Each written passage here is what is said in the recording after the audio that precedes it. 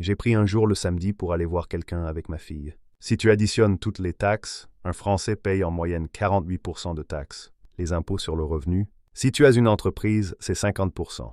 Pour moi, c'est 26% plus l'impôt sur le revenu. Faire une déclaration de revenus. Je pense que 30% pour tout le monde, c'est raisonnable. Si tu as un bon salaire, tu payes plus de taxes. Mais si tu es très riche et que tu n'as pas de salaire, tu ne payes rien. Ce n'est pas juste. On revient au 19e siècle. 19e siècle. Un siècle braque sans dents. J'ai regardé des statistiques qui montrent que, même si tu comptes le coût de la vie en Suisse, le pouvoir d'achat des Suisses est environ 20% supérieur aux Français. Tout le monde dit que si tu restes en Suisse le week-end, tu dépenses plus que si tu voyages. Le prix des billets d'avion est très élevé. Les billets coûtent vraiment cher. Faire une révision, le travail manuel est très cher. J'ai reçu une facture de 400 francs suisses, juste pour déboucher les toilettes. Je pouvais prendre plein de cours de français pour ce prix. Maintenant, tu comprends pourquoi les Français font tout eux-mêmes. Ça me rappelle quand j'habitais en Chine.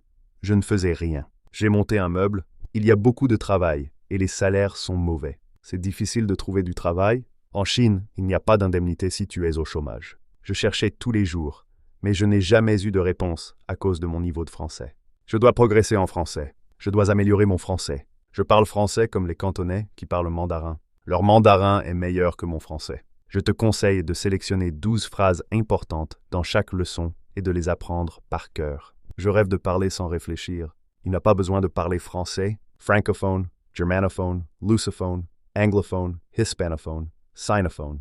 Préparer des phrases à l'imparfait pour raconter ta vie passée. J'avais 10 ans. Je faisais mes devoirs tous les jours. J'aimais les dessins japonais. Le problème au Japon, c'est le travail inutile pour faire joli.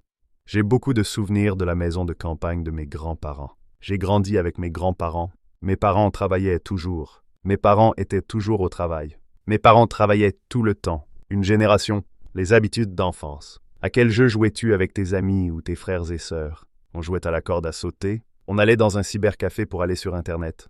On jouait à un jeu de danse coréen. Comment était ta maison ou ta chambre quand tu étais jeune? J'habitais au 6e étage. C'était un appartement avec 2 chambres sans ascenseur. C'était bon pour le cardio. Surtout avec des courses.